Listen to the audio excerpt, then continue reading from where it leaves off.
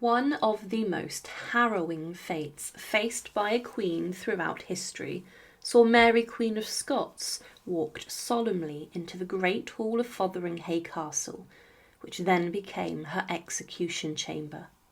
Mary had been held under lock and key by Elizabeth I, her cousin, for almost 2 decades, but she was sentenced to death for treason as she had plotted against the English Queen and consented to taking the throne after Elizabeth I's planned assassination. Because of this, she was too dangerous for Elizabeth I to keep alive, and with this, Mary's head was struck from her shoulders in a very botched and grisly execution on the 8th of February 1587. But following her death, Elizabeth I did not know what to do with the body and coffin of Mary Queen of Scots, and it was claimed that she regretted ordering the execution. Because of this, Mary's corpse remained unburied until it was, months later, then first interred inside of Peterborough Cathedral in a grave close to the altar opposite the burial site of Henry VIII's first wife, Catherine of Aragon. But this was not the final resting place, and she today is interred in a chaotic and rather macabre burial vault in Westminster Abbey that was once described as an awful scene by a man who opened Mary Queen of Scots' burial vault. Today we look at what was found inside of this vault, and to support our channel, please make sure to subscribe. After being buried inside of Peterborough Cathedral for some time, Mary Queen of Scots' son, James I, who had become King of England following her death, arranged for a large tomb monument to be created for his mother inside of Westminster Abbey. Mary had requested to be buried in France alongside the remains of her first husband, but this was ignored, and the burial of her inside of Peterborough Cathedral was done as it was relatively close to the site of her death, but also it denied Mary being buried inside of Westminster Abbey, the place where kings and queens were buried.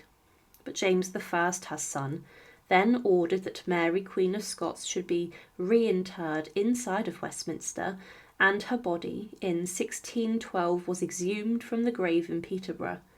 The coffin was carefully removed and was placed on a cart, ready to be processed down to London for burial in Westminster Abbey.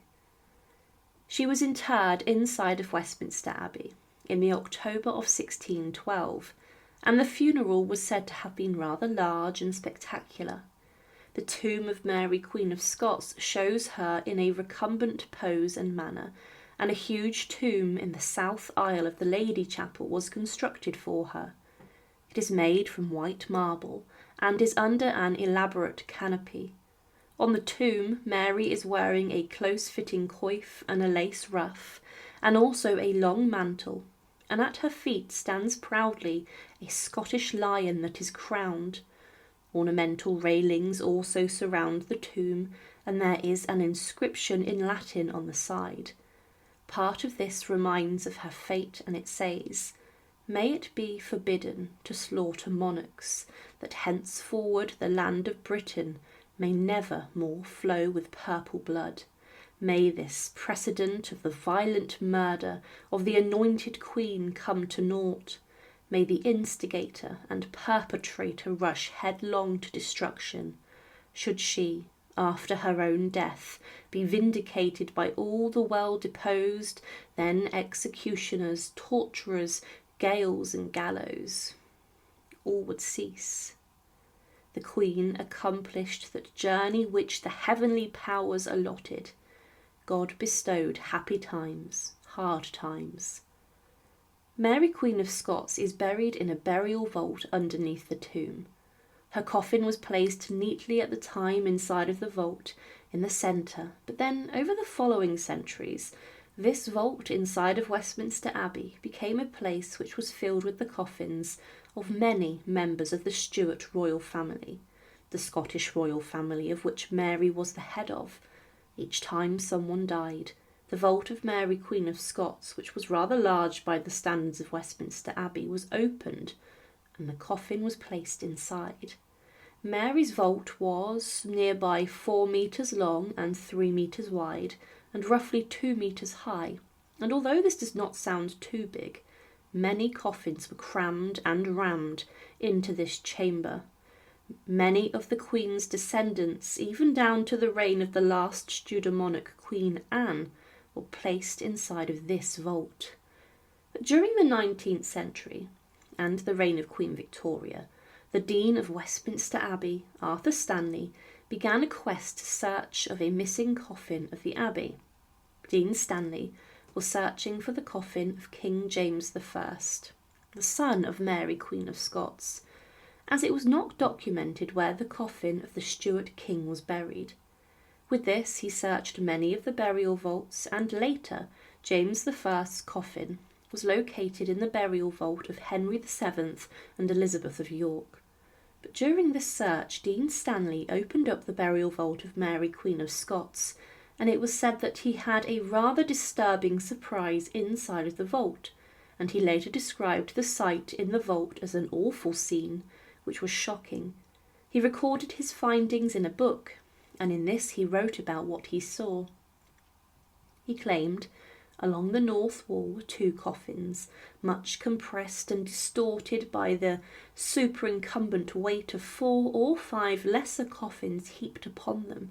The upper one of these was that of Mary Queen of Scots, the lower that of Lady Arabella Stewart. No plate, as in a coffin plate, could be found on either, but the upper one, meaning Mary's, was much broken, and the bones, especially the skull, turned on one side, were distinctly visible, thus agreeing that the account of the coffin of Arabella Stewart, a previous search which took place in the vault. The lower coffin was saturated with pitch and was deeply compressed by the 8 above, but the lead had not given way. What Dean Stanley described in these observations was shocking. He claimed that Mary Queen of Scots' coffin was sat on top of Lady Arabella Stewart's, and that this had over the centuries become so damaged that the bones of Mary Queen of Scots could be seen inside of the vault, and that her skin, despite the embalming process, had been decayed inside of the vault. It was later discovered that in fact Mary's coffin was the one below, and that Lady Arabella Stewart's was on top.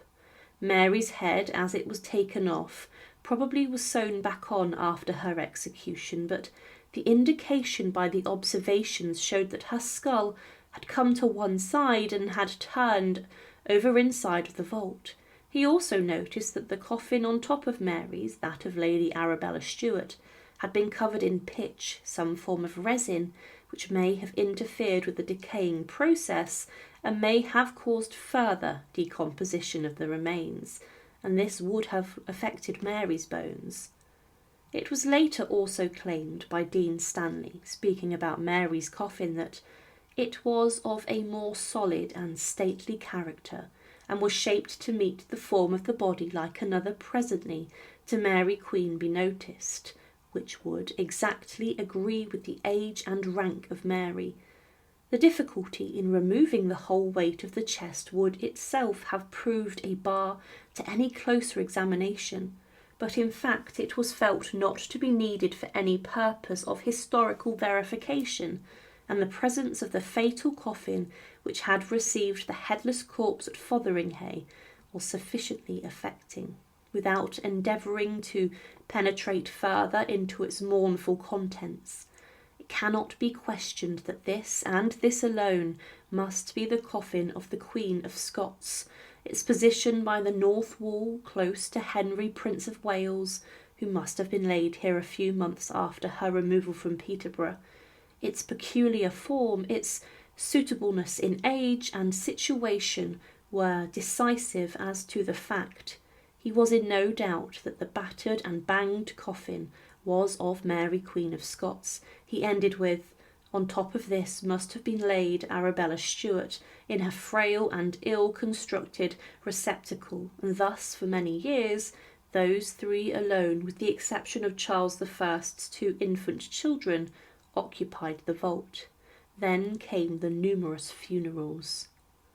Mary Queen of Scots' coffin was decayed significantly, but was in a better state than the other coffin inside there of Arabella Stewart. It was stated that Mary's coffin was well constructed and was shaped in a human shape, presumably a round part at the top of the head. However, there were many other Stuarts buried inside of this vault, and a vault stone does note the different people's coffins interred there. It's claimed that Henry Frederick, Prince of Wales, Arabella Stewart, 4 children of King Charles I, Elizabeth, Queen of Bohemia, Prince Rupert, her son, Anne Hyde, the first wife of James II, and 10 of his infant children, William, the Duke of Gloucester, and 17 other infant children are all buried inside of this small vault. The space inside of the vault must be incredibly tight, and each time the vault was opened, it could have led to further damage to Mary Queen of Scots' coffin. Today, the tomb of Mary Queen of Scots can be visited and walked around, and it is one of the greatest tombs inside of Westminster Abbey.